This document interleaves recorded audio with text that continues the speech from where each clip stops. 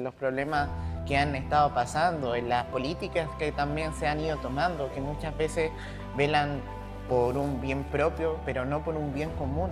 ¿Qué mejor que cristianos que ya saben cómo servir a las personas, que estar ellos en cargos de servicio?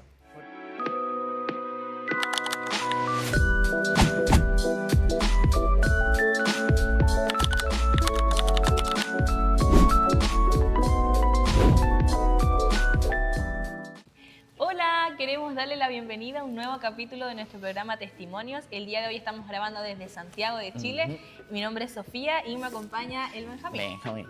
¿Cómo estás, Benja? Bien, hace mucho tiempo que no nos veíamos, Sofía. Es verdad, o sea, no nos veíamos en un programa. En el programa, en el Sí. capítulo. Hace tiempo no grabábamos uno juntos. De hecho, el último creo que fue Esther y Damaris, Sí. sobre la crisis de la educación. La crisis de la educación. Muy bueno, así que se los recomendamos para que vayan a verlo.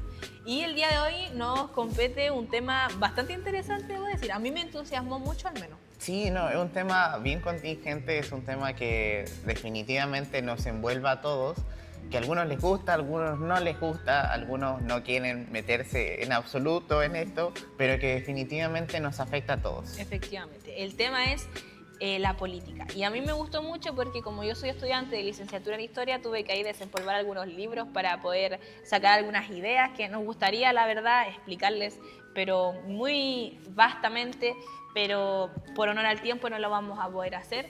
Pero sí, obviamente vamos a revisar las ideas centrales al menos, porque este tema lleva muchos años presente en nuestra vida. De hecho, el origen de la palabra política, en su etimología, viene de la palabra griega política con K. Con K. Y significa asunto de las ciudades. Y la raíz de esta palabra es polis, que significa ciudad-estado, que era la forma de organización en la antigua Grecia. Y para un ordenamiento más bien histórico o temporal, podríamos empezar diciendo que alguno de los primeros pensadores fue Aristóteles, definitivamente. Y obviamente me puse a investigar y tuve muchas ideas que fui recogiendo de muchas personas que han decidido pensar la política.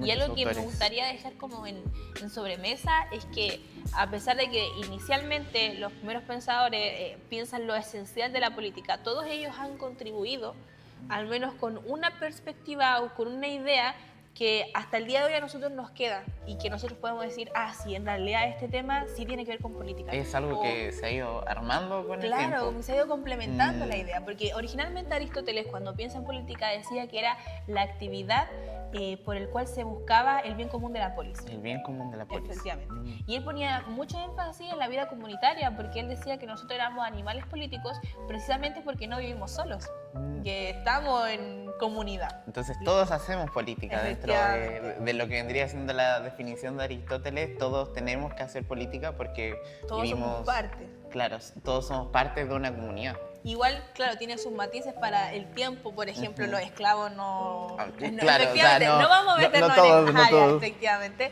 pero al menos eso era el pensar inicial. Y esencial además que haya destacado que uno busca el bien común y además la vida comunitaria. Pero a lo largo de la historia, como bien les decía, muchos otros han tratado de pensar en esto, han contribuido a la conceptualización, a la significación del término política, al peso que tiene. Y me gustaría nombrar algunos de estas personas de los que han hablado, no a todos y tampoco tan extensamente como me gustaría, pero sí poder ir destacando las ideas iniciales que fueron dejando. Varios autores. Así es. Estuve viendo a Nicolás Maquiavelo, a Thomas Hobbes, a John Locke, a John Rousseau, Max Weber, Carl Schmitt, Karl Marx incluso, en el mundo, Hannah Arendt, así es. Muchos de ellos han pensado en esto y han podido aportar a cosas que, insisto, y por qué es tan importante, que sus ideas a nosotros nos llegaron como una arista quizá de este gran término política, porque nosotros oímos sus ideas y sí decimos, sí, tiene que ver con política. Claro, fueron importantes para la política que aplicamos el día de hoy. Efectivamente, Maquiavelo hablaba de que la política es el arte de conquistar, conservar y ejercer el poder, y ponía especial énfasis en qué tan eficaz era un gobernante para poder ejercer el poder. Thomas Hobbes hablaba de evitar el caos y garantizar la seguridad, o sea que ahí tenemos una vez más una idea de orden y seguridad. John Locke hablaba de que el gobierno debe proteger derechos y eso obviamente lo asociamos a que la política tiene que velar por los derechos fundamentales. Claro, de todos. Karl Marx hablaba de que la política es una expresión de lucha de clases y pone el énfasis que para nosotros también se queda de que la política no está aislada, tiene que ver con cosas económicas y con las dinámicas sociales. Max Weber hablaba de la lucha por el poder, Carl Schmitt de que toda política implica conflicto, Hannah Arendt hablaba de que la política es el espacio de acción y libertad entre ciudadanos. Entonces, ¿cuál énfasis van poniendo? Primero que esto sí tiene que ver con temas de poder, que sí puede generar conflictos por las diferentes opiniones que puedan salir a relucir en las conversaciones, y quizá una de las ideas más sí contemporáneas, pero últimas que se fueron agregando, pero que sí tiene una trascendencia específica en nuestra vida, es el tema de la participación. Porque sí o sí nosotros vivimos en democracia. Entonces, todas estas ideas nosotros las asociamos a política.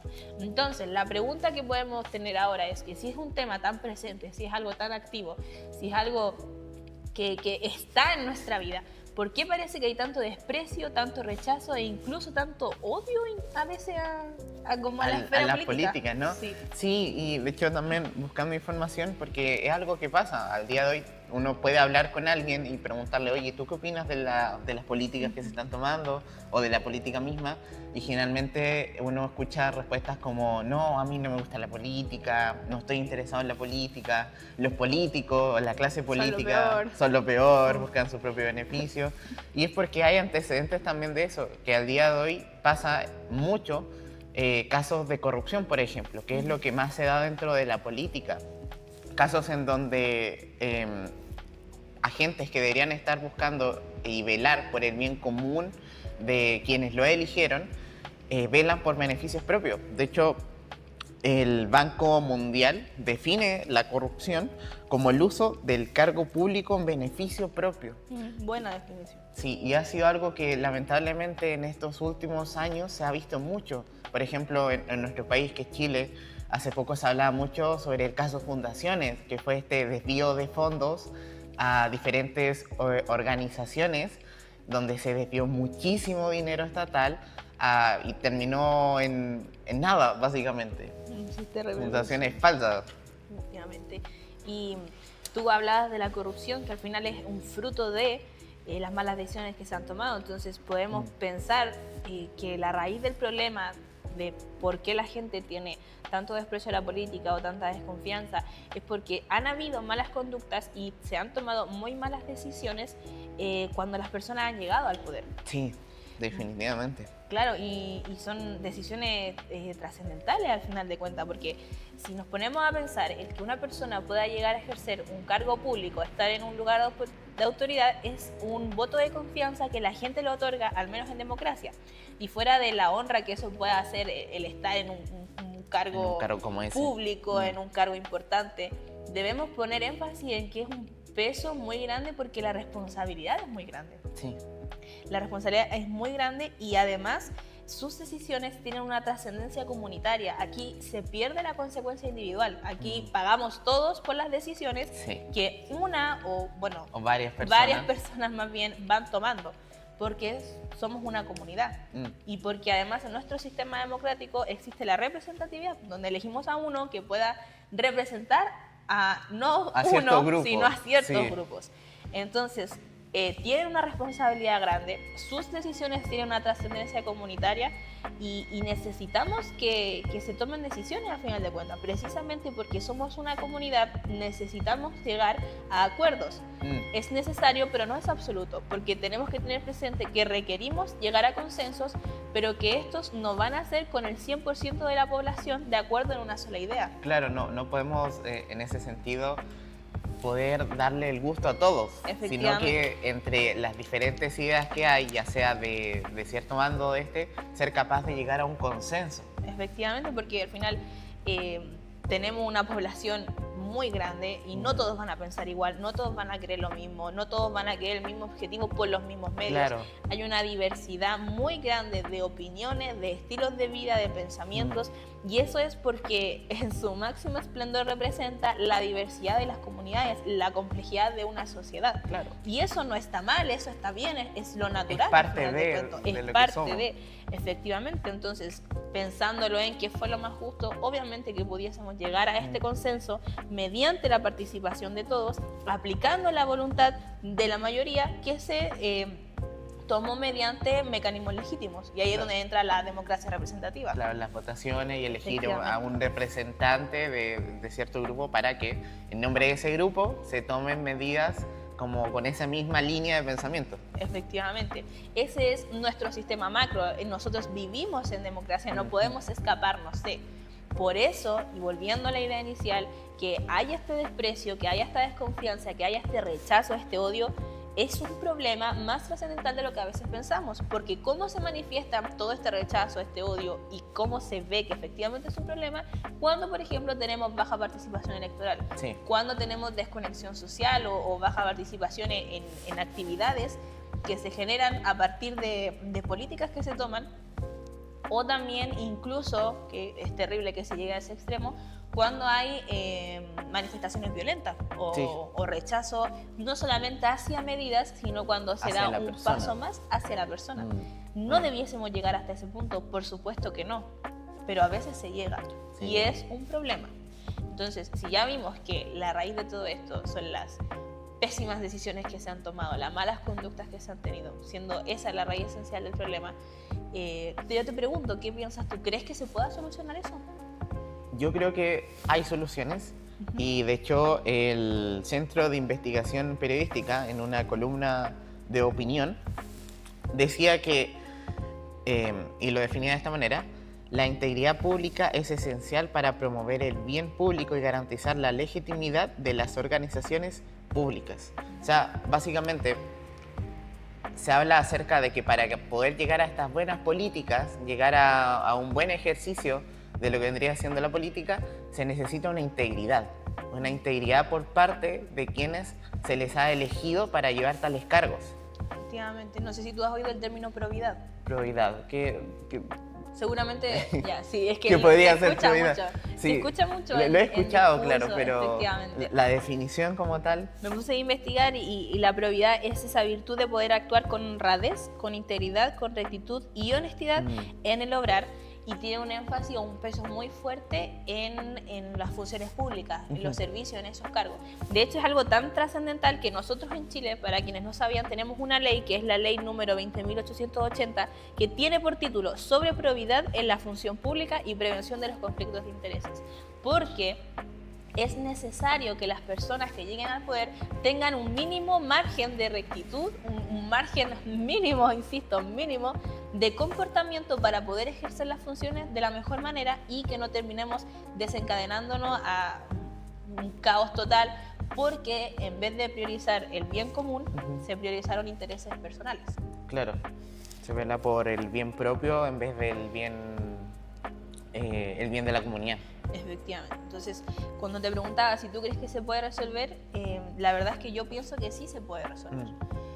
Y cómo verlo desde ese sentido, esa salida o ese camino, o más bien la solución a eso, bueno, pensando que es a raíz de que hay gente que habiendo estado en un cargo público quebró la confianza que las personas han dado, entonces lo que hay que hacer o lo que se necesita son personas que puedan reconstruir no este ideal, sino esta realidad de que sí se puede tener a personas en un cargo público que actúen con integridad, que actúen con honestidad, que actúen con sentido de justicia, que actúen con servicialidad. No sé si existe ese término, pero que sean serviciales. Serviciales, creo que es la que palabra. sean serviciales, así es, y que puedan influenciar al final de cuentas para bien. Claro, y ahora igualmente tenemos que hacernos la pregunta, ¿dónde encontramos ese tipo de personas? Bueno, si nos tuviéramos que hacer esa pregunta en un ambiente quizá donde no hay ningún cristiano, yo creo que nadie creería que existe tal persona. Y saben que la realidad, y por eso el evangelio es tan trascendental, la verdad es que antes de llegar a Dios, antes de encontrarnos con Cristo, no hubiese habido ninguna persona así, porque nuestro corazón tiende a inclinarse hacia el mal. nosotros éramos, antes de llegar a Cristo, personas que estaban tan llenas de pecado que incluso éramos esclavos de nuestra propia maldad. No podíamos ni salir de eso. Pero cuando Cristo viene a una vida y lo viene a transformar todo, y ahí yo creo que podríamos hacer como esa aclaración de que este capítulo la verdad está muy, muy dirigido a los cristianos, que nosotros que sí vamos a entender lo que hace Jesús en nuestra vida y lo que empieza a suceder cuando nos encontramos con Dios, tenemos que ser capaces de dimensionar que al momento de volvernos cristianos, sí, nuestro incluso margen de conducta, de comportamiento es alterado, no solamente que cambia, sino que incluso Dios viene a instaurarnos un nuevo patrón, por así decirlo. Un nuevo orden. Un nuevo orden, una nueva forma de comportarnos, que precisamente viene del ejemplo que Él nos da. ¿Cómo nosotros podemos aprender de justicia? Quizás no leyendo un libro, para nosotros el sentido de justicia viene de la justicia de Dios. Sí. El sentido de amor no viene del amor del mundo, viene del amor que Dios nos muestra. Dios es amor. Dios es amor. El sentido de verdad, Jesús es la verdad. El camino, la verdad y la vida. Eso dice la Biblia. Entonces, esas cosas vienen a empezar a cambiar nuestra forma de comportarnos, nuestra forma de pensar, nuestra forma de vivir. Y llegan a instaurarnos como un nuevo orden. Claro, una nueva forma de comportarnos y de quien también tenemos como modelo, porque yo definiría a Dios como esa regla que lo rectifica todo, es nuestro modelo a seguir. De hecho, la palabra dice que nuestros ojos deben estar puestos en Cristo, que ese es nuestro ejemplo, que ese es nuestro ideal. Así es. Y Dios es el que nos vino a transformar por completo, y además, y por eso digo que es tan importante que los cristianos que puedan reflexionar en esto. Dios puso a su Espíritu Santo en nosotros. Sí. Él era el que nos iba a guiar hacia toda verdad, el que nos iba a amonestar, el que nos iba a guiar, el que mediante una relación íntima con Él nos amonesta, nos dice qué está bien y qué está mal. Y además no es tanto como el límite que Dios nos zanje para no pecar, sino es que cuando uno se encuentra con Dios, uno empieza a amar tanto a Dios que obviamente va a aborrecer de lado lo demás. Lo que a Dios no le gusta. Entonces, por amor a Dios. Entonces, esa conducta tuya, no sé, de mentir, de robar, un montón de cosas, Dios sí la puede cambiar. Dios sí puede transformar esas cosas. Dios hace las cosas primero nuevas. Viene, lo perdona y después dice, vamos a quitar esto. Y Dios obra a tal punto de que sí puede construir o que sí puede formar a gente honrada, a gente íntegra, a gente que sí tome decisiones no solamente guiados por una brújula ética, sino que, y eso es lo genial, que Dios pone un interés genuino por las personas, sí, porque Él tiene un interés genuino en las personas. Sí, es literalmente Dios viviendo en nosotros y quienes guían nuestra vida en cuanto a todo lo que vendrían siendo las decisiones y cómo la manejamos, el testimonio que también le mostramos al mundo. Efectivamente, y ahí yo creo que un tema muy interesante para conversarlo, porque nosotros tenemos un énfasis muy puesto en que hay que predicar, hay que evangelizar, hay que hablar el mensaje de Jesús, y yo me he pillado con muchos cristianos que me dicen, no, es que yo predico con mi testimonio. Sí, lo he escuchado mucho también. Yo obviamente trato de explicar que eso es una complementariedad y es necesario que uno hable, pero fíjate que para esta área en particular, ellos al menos, los que piensan que se predica con el testimonio, debiesen de tener muy claro que es urgente y necesario que nosotros sí podamos involucrarnos en estas áreas, porque precisamente tu comportamiento, tu buen comportamiento, tu buen testimonio, debiese marcar una diferencia. Sí, hace mucho la diferencia. De hecho, al día de hoy también podemos conocer, por ejemplo, hablando ya más de cristianos dentro de la política, un gran ejemplo es Abraham Lincoln. Él, por ejemplo, él era cristiano y una de las principales cosas que hizo dentro de su turno como presidente de los Estados Unidos fue apelar por los derechos de las personas negras en ese momento, las personas esclavas. Así es, tenemos muchos ejemplos, pero si vamos a dirigirnos específicamente hacia reflexionar a los cristianos, yo creo que podríamos hablarles de los muchos ejemplos bíblicos de hombres y mujeres que fueron puestos en lugares específicos que eran, incluso si en la lectura de la palabra no lo dimensionemos así, eran políticas. Esther, cuando llegó a ser reina, vino a derribar un decreto, y un decreto era una ley. Sí. Y vino a salvar al pueblo por eso. Dios la usó para eso.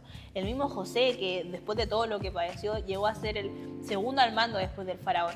Él primero, con la ayuda de Dios, interpretó un sueño que era una advertencia. Segundo, con la ayuda de Dios, tomó una buena prevención, una buena decisión y le dijo, no, en estos 7 años de abundancia vamos a guardar y para que los 7 años de escasez tengamos.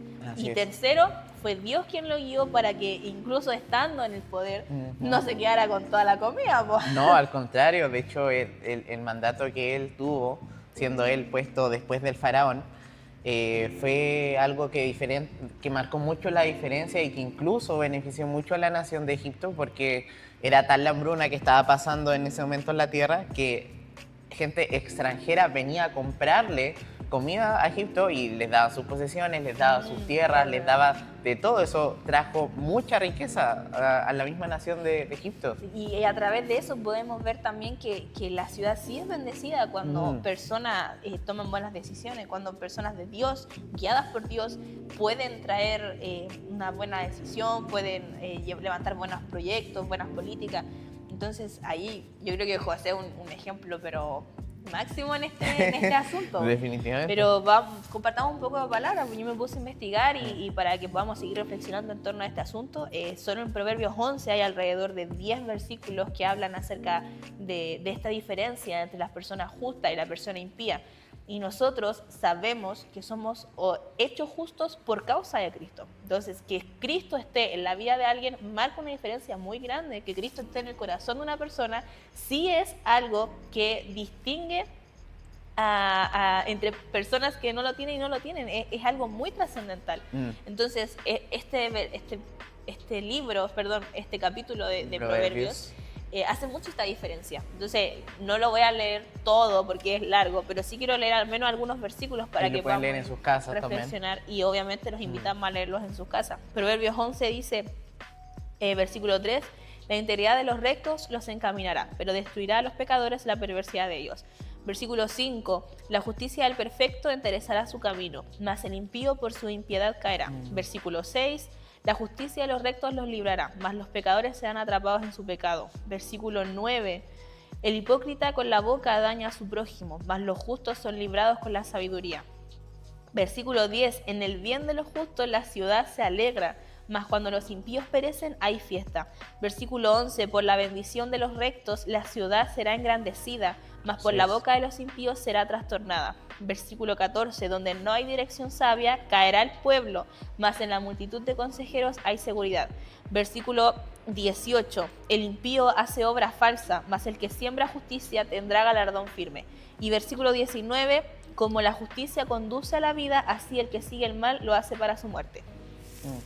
Varios versículos que hacen esta distinción. Muchos. Del justo y el impío. Y nosotros éramos impíos, pero Dios nos viene a ser justos, entonces ahí está la diferencia. Y es tremendo, y ya para ir cerrando este tiempo de conversación, dejándoles un último versículo a todos los cristianos que nos están viendo. Proverbios 29:2 dice, cuando los justos dominan, el pueblo se alegra, más cuando domina el impío, el pueblo gime.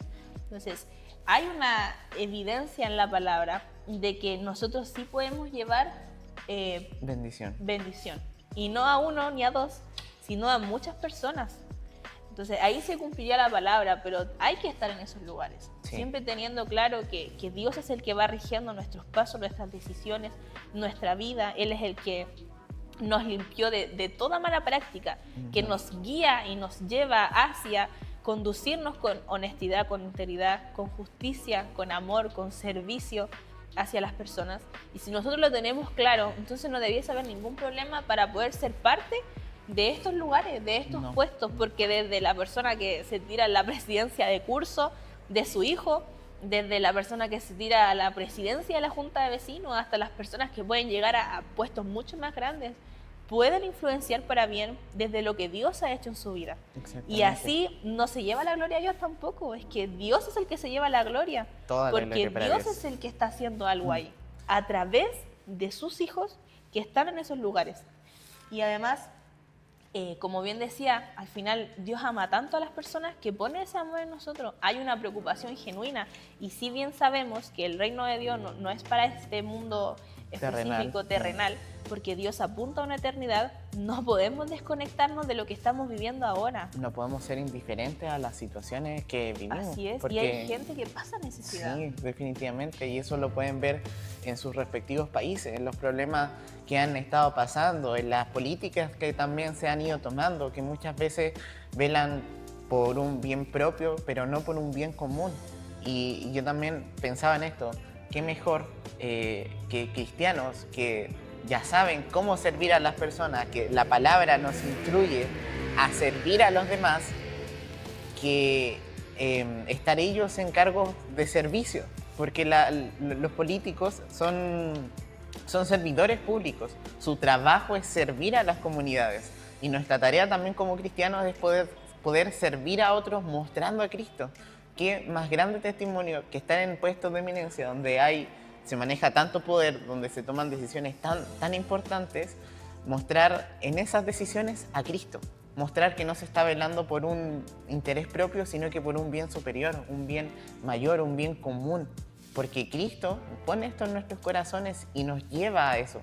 Por Él es que nosotros podemos ser rectos y justos. Así es. Y yo creo que mayor conclusión que esa no podríamos dejar, así que en honor al tiempo queremos primero darle las gracias por habernos acompañado. A nosotros nos entusiasmó mucho este tema porque es uno muy interesante, pero además es muy bueno y es muy cierto. Tenemos que poder salir como cristianos de esa estructura, de dejar de mantenernos al margen o de lado, siendo que podemos impactar para bien, podemos influenciar para bien, podemos ser esa luz y esa sal que Dios nos dice que seamos en lugares de tinieblas.